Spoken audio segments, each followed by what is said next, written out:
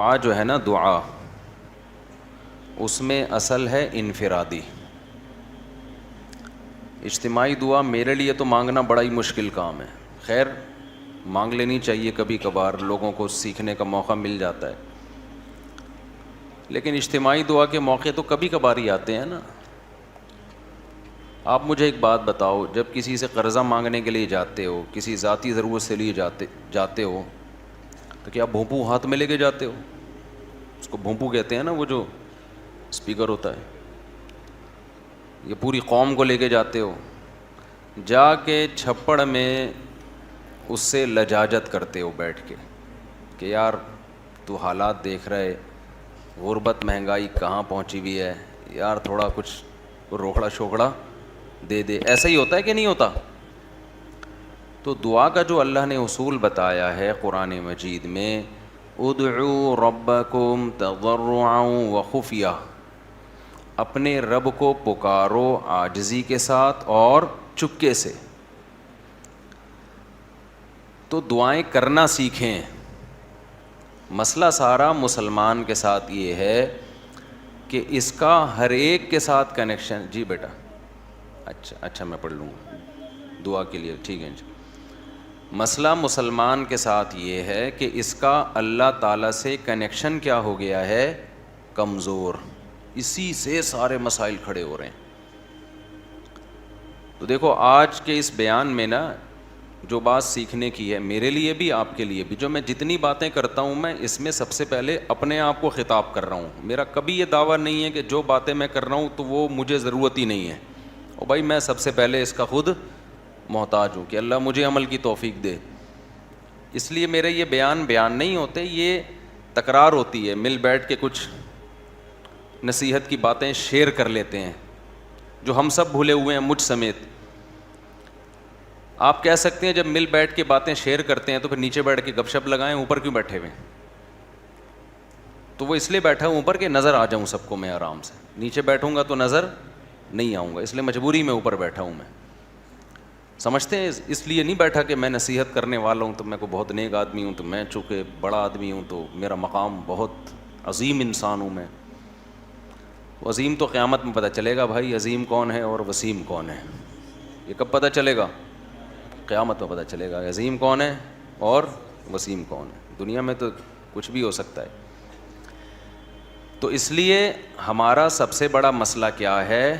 آج جو depression, stress, بیماریاں، پریشانیاں، ناکامیاں اور ٹینشنیں، ان کی بڑی وجہ یہ ہے کہ ہمارا اللہ سے کنیکشن کیا ہو گیا ہے؟ کمزور. بعض لوگوں کا تو بالکل ہی ختم ہو گیا ہے.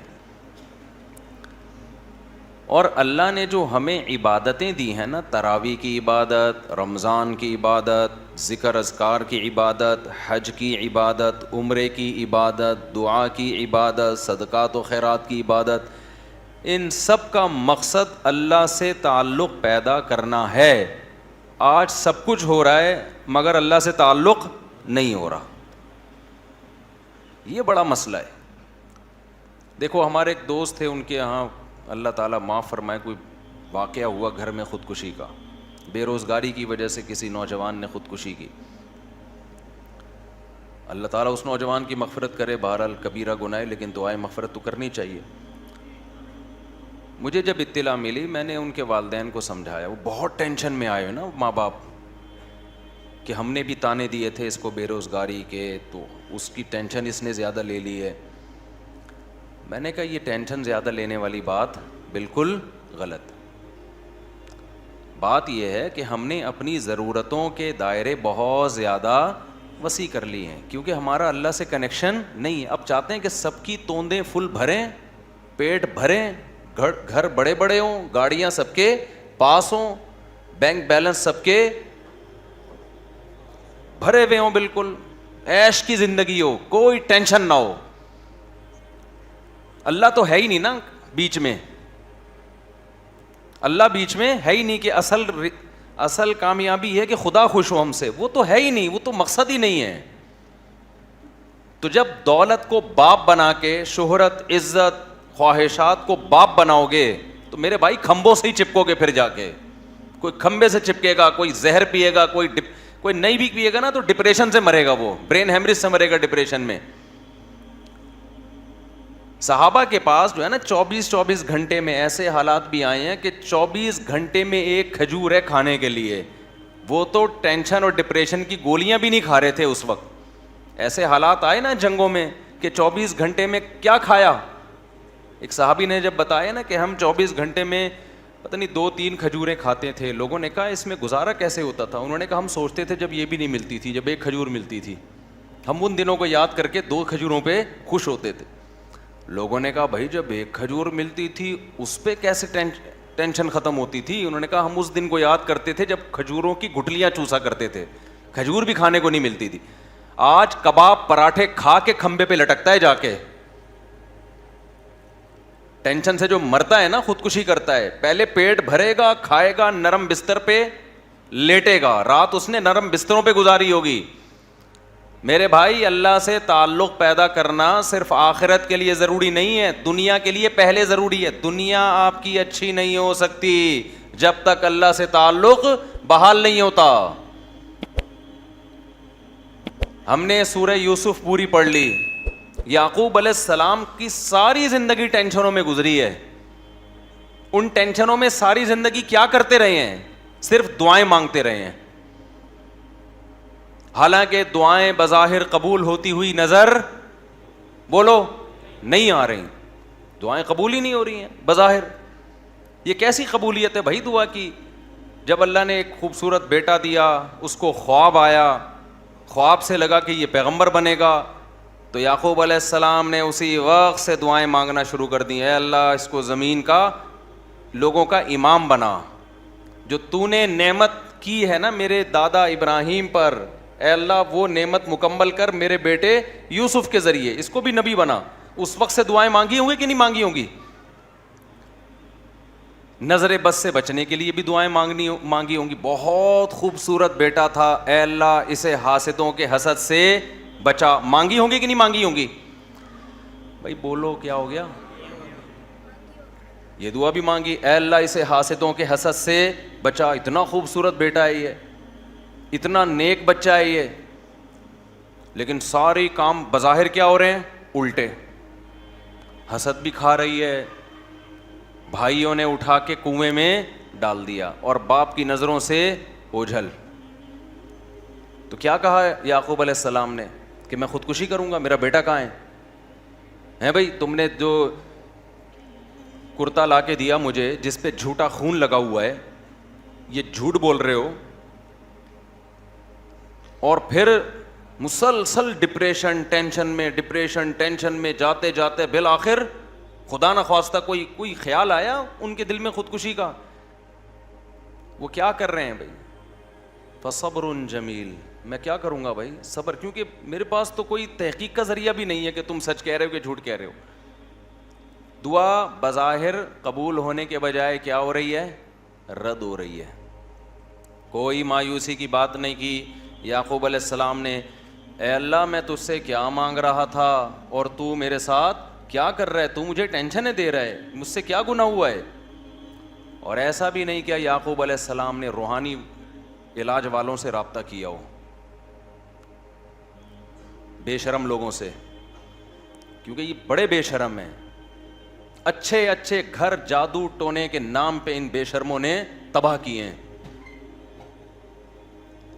جادو ہے, ٹونا ہے, فلانا ہے, ڈمکانا ہے, جو اصل کام کرنے کا ہے اس سے یہ کیا کر دیتے ہیں؟ آپ کو ہٹا دیتے ہیں.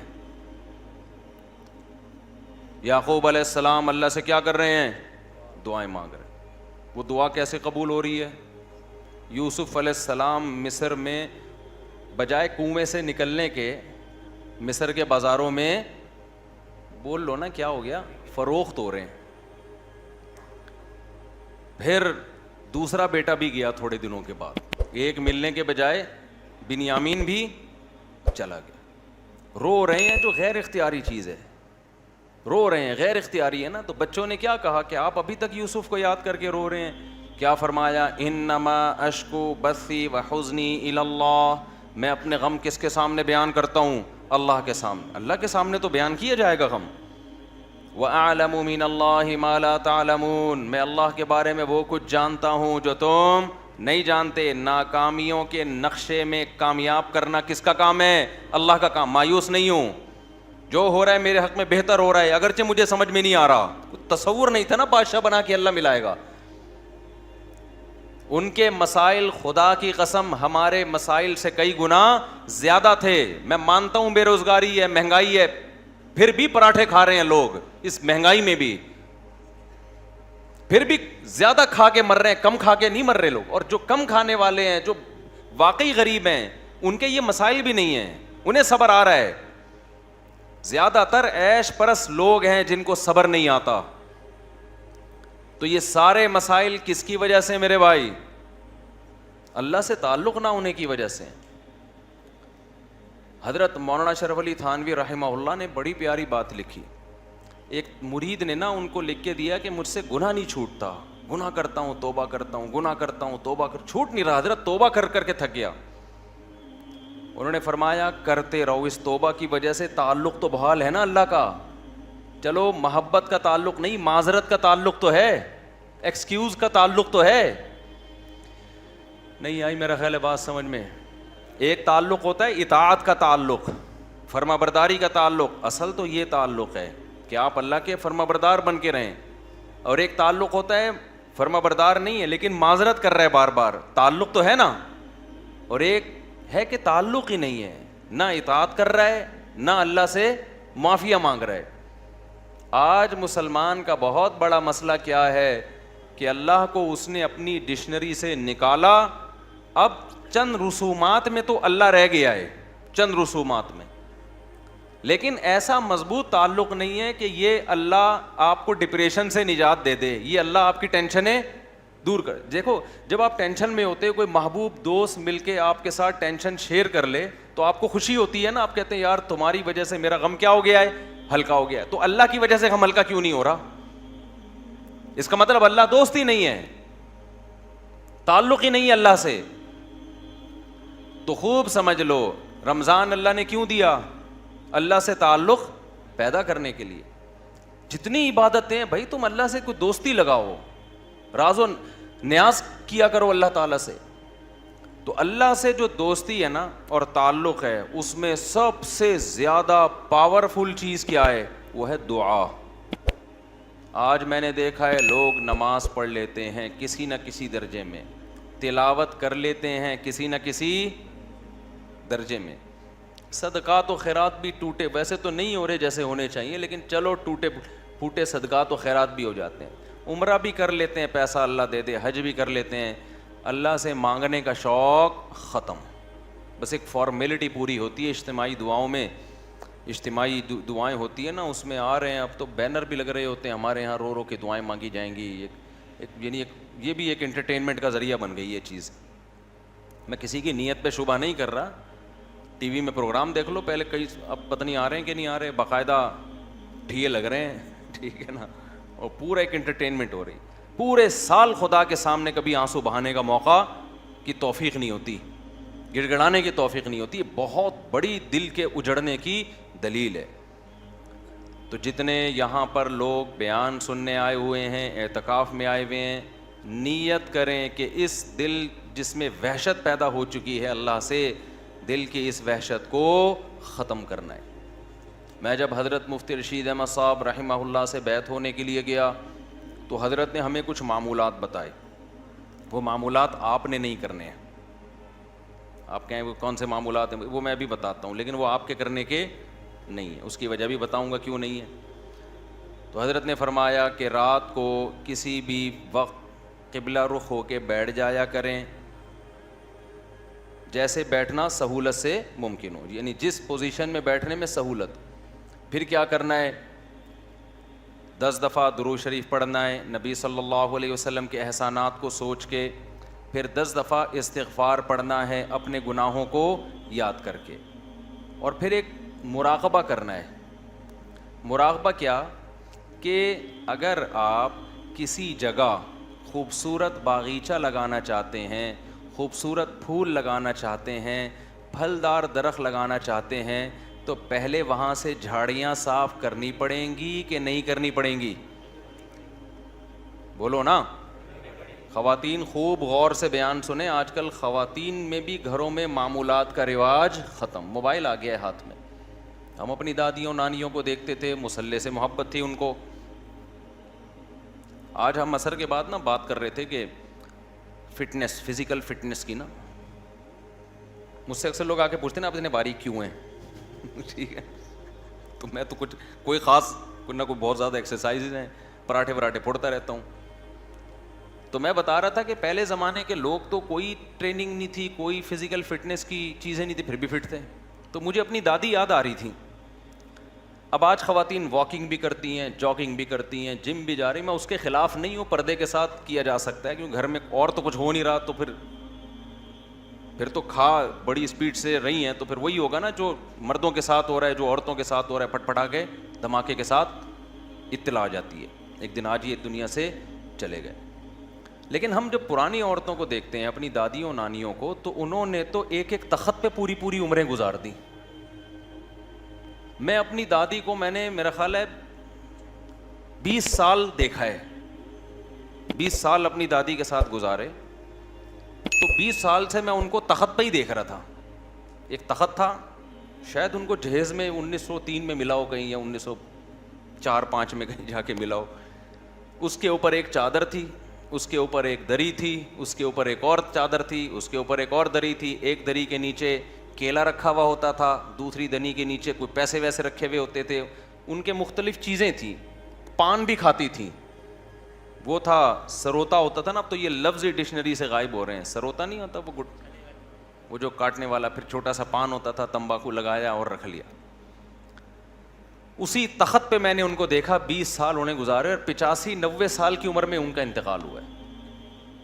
نہ کوئی واکنگ تھی, نہ کوئی جاگنگ تھی, نماز, تسبیحات, تھوڑا بہت غیبتوں میں ٹائم گزرتا تھا, اللہ معاف فرمائے وہ غلط تھا.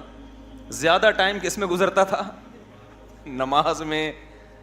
روزے رکھتی تھیں شوال کے, رمضان میں کئی قرآن ختم ہو جاتے تھے, حالانکہ نظر کمزور ہو گئی تھی, اتنے موٹے موٹے چشمے لگا کے قرآن پڑھے جا رہے ہیں.